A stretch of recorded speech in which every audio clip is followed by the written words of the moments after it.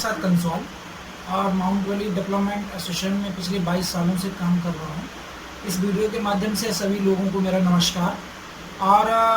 इस समय जो आज का जो मुख्य विषय है वो है कोरोना काल में विद्यालय प्रबंधन समितियों की भूमिका क्या होगी। तो ये बहुत महत्वपूर्ण विषय है और इस समय जो ज्वलंत मुद्दा है कोरोना है, और ऐसे में कोरोना की वजह से हमारे सबसे ज़्यादा जो प्रभावित हुए हैं वो बच्चे ही प्रभावित हुए हैं। तो अगर बच्चों के बारे के संदर्भ में अगर विद्यालय प्रबंधन समितियों की बात की जाए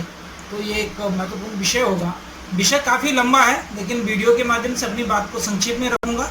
जैसे कि आप सब लोग जानते हैं कि शिक्षा के अधिकार अधिनियम 2009 के धारा 21 के तहत विद्यालय प्रबंधन समितियों का गठन हर विद्यालय में किया गया है। गठन के उपरांत हम विद्यालय प्रबंधन समितियों को बहुत सारे कर्तव्य और अधिकार दिए गए हैं, उसके ऊपर हम किसी दूसरे दिन चर्चा करेंगे। तो अभी मैं जैसे इसमें संक्षेप में इतने कहूँगा कि विद्यालय प्रबंधन समितियों का केवल स्कूल में व्यवस्था करना ही उनके कार्य में नहीं है, बल्कि उनको व्यापक अधिकार शिक्षा के अधिकार अधिनियम के तहत मिले हैं। वो अकादमिक भी काम का भी जांच कर सकते हैं, वित्तीय कामों की भी जांच कर सकते हैं। तो इसलिए विद्यालय प्रबंधन समिति यदि चाहे तो अपने विद्यालय को काफ़ी आगे तक ले जा सकती है और वहाँ की शिक्षा और व्यवस्थाओं की गुणवत्ता में बहुत सुधार कर सकती है। अब बात करते हैं कि कोरोना काल में विद्यालय प्रबंधन समितियों की जो भूमिकाएं हैं वो क्या होंगी, इसके ऊपर हम बातचीत करते हैं। विद्यालय प्रबंधन समितियों की भूमिका एक व्यापक स्तर है इस समय कोरोना काल में कि जो विद्यालय प्रबंधन समितियों को करना चाहिए। सबसे पहले तो मुझे लगता है कि इस दौरान हमारे प्रवासी भाई बहुत सारे बाहर से गांव में आए हैं, उनके साथ बच्चे भी वापस लौटे हैं। उन बच्चों को कैसे अभी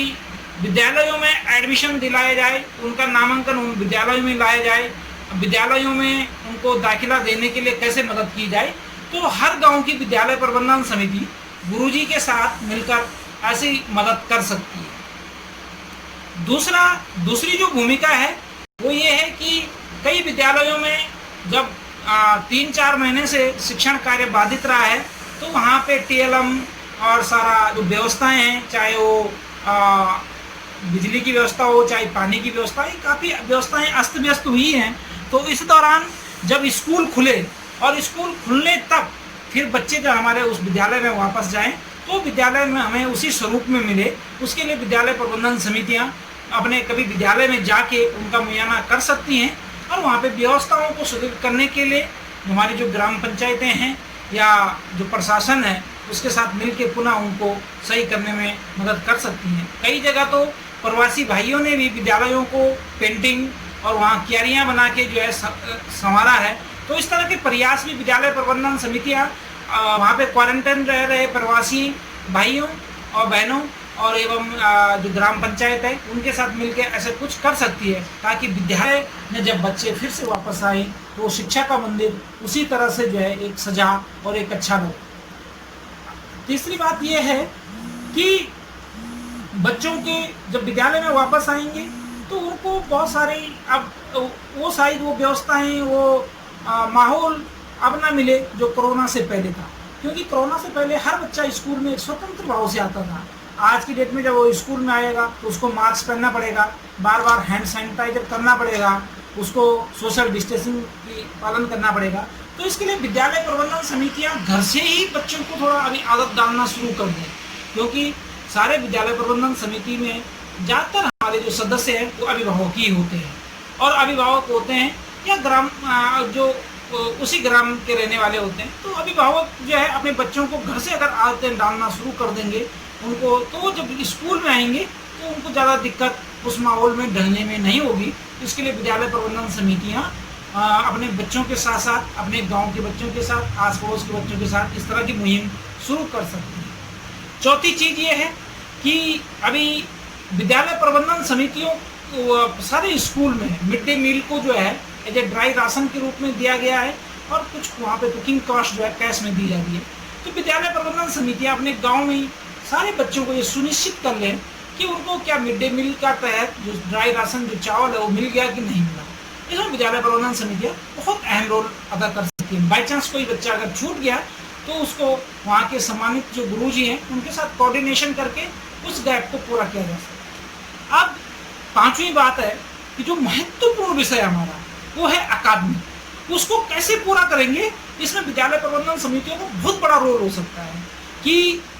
कई बच्चे ऐसे हैं कि हमारे गुरुजी के द्वारा ऑनलाइन काम दिया जा रहा है, लेकिन उनके पास ऑनलाइन फ़ोन नहीं है या उनके पास फ़ोन नहीं है, तो उनको वो काम से, जो ऑनलाइन काम है उससे वो वंचित रह रहे हैं। या बहुत सारे हमारे फैसिलिटेटर भी इस तरह की कहानियाँ वीडियो भेज रहे हैं, पर लेकिन उन बच्चों के पास ऑनलाइन फ़ोन नहीं है, वो प्रतियोगिताओं से नहीं जुड़ पा रहे हैं, कई चीज़ें हैं। तो अभी विद्यालय प्रबंधन समिति के जो सदस्य हैं वो चाहें तो प्लानिंग करके बच्चों के छोटे छोटे और आस पड़ोस के उसी घर में रहने वाले बच्चों या उसमें थोड़ा अभिभावकों को प्रेरित करके उन बच्चों को भी जोड़ा जा सकता है। एक बहुत महत्वपूर्ण काम हो सकता है। एकेडमिक के इसी पहलू में दूसरा बहुत बड़ा काम हो सकता है कि एक काम तो जो है ऑनलाइन को जोड़ने के लिए, और दूसरा ये एक काम हो सकता है कि लाइब्रेरी हमारा बहुत सशक्त प्रोग्राम हो सकता है। विद्यालय में बहुत सारी किताबें हो सकती हैं, तो उन किताबों को गुरुजी के साथ सामंजस्य करके विद्यालय प्रबंधन समितियां बच्चों को पढ़ने के लिए दे सकती हैं। तीसरा, किसी के पास गांव में छोटी छोटी कहानियों की बाल पत्रिकाएं इस तरह की होती है, उस तरह का संसाधन जुटा के बच्चों को भी कहानियों के माध्यम से जोड़ा जा सकता है। इस काम में विद्यालय प्रबंधन समिति बहुत महत्वपूर्ण काम कर सकती है और उनको केवल कोऑर्डिनेशन संबंधित गुरुजी, संबंधित स्कूल के टीचर से ही करना है। और टीचर्स और विद्यालय प्रबंधन समितियां मिलकर इस समय जो ये अकादमिक गैप आया है उसको चाहें तो फुलफिल कर सकती हैं। बहुत सारे अपना थोड़ा सा टाइम देके उस अकादमिक गैप को पूरा करने के लिए विद्यालय प्रबंधन समितियां इस समय बहुत अहम रोल अदा कर सकती हैं। छठी चीज इसी कड़ी में मैं आऊँगा कि विद्यालयों की जो व्यवस्थाएं हैं वो सारी करने में विद्यालय प्रबंधन समितियां करें, क्योंकि विद्यालय प्रबंधन समितियों की प्रथम अकादमिक शुरू होने पे पहले अप्रैल में बैठकें होनी थी, जिसमें कि पिछले शैक्षणिक सत्र का जो रिजल्ट है उसका भी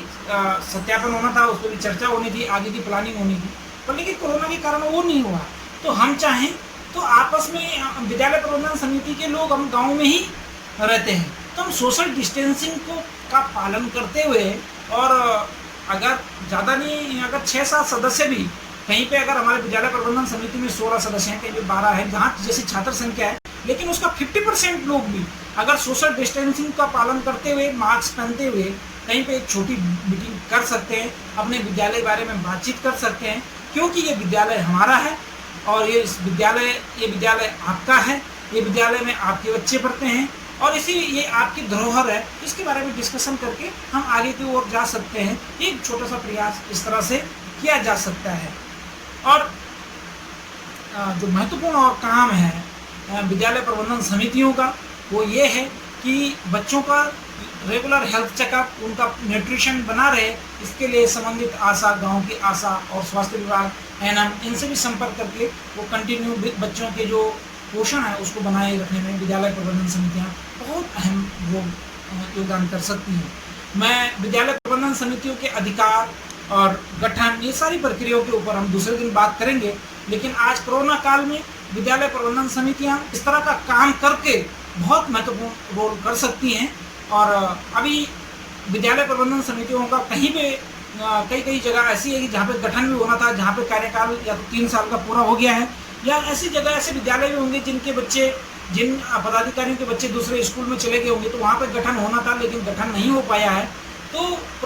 अपने पुराने स्वरूप में भी, अपने पुराने दायित्व को जब तक इसका पुनः गठन का आदेश नहीं आता है या गठन की प्रक्रिया शुरू नहीं होती है, तब तक अपने कार्यकाल को बखूबी से निभाते हुए ग्राम पंचायतों के सहयोग से, टीचर्स के सहयोग से अपने विद्यालय को उसी स्वरूप में रखने का प्रयास कर सकते हैं। मैं इन्हीं शब्दों के साथ सारी विद्यालय प्रबंधन समितियों को, सारे गुरुजनों को पुनः आग्रह करूंगा, पुनः अनुरोध करूंगा कि वो मिलके एक सम्मेलन के माध्यम से काम कर सकते हैं। और इस विद्यालय प्रबंधन समितियां चाहें तो बहुत सारी गैर सरकारी संगठन अभी काम कर रहे हैं, इनके समन्वयन से भी वो आगे इस काम को ले जा सकते हैं। इन्हीं शब्दों के साथ बहुत बहुत धन्यवाद।